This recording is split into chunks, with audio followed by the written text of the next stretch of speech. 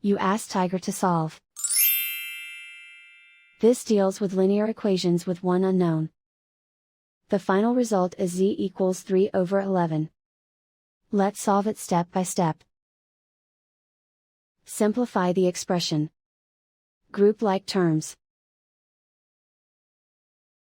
Simplify the arithmetic.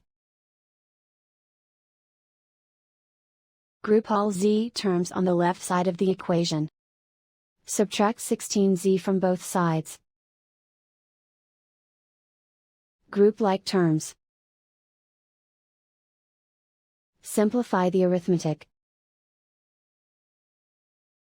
Group like terms. Simplify the arithmetic.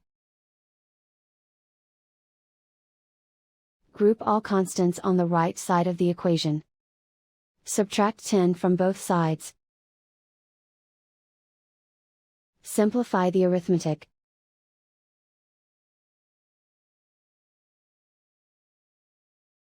Isolate the z. Divide both sides by -11. Cancel out the negatives. Simplify the fraction. Cancel out the negatives.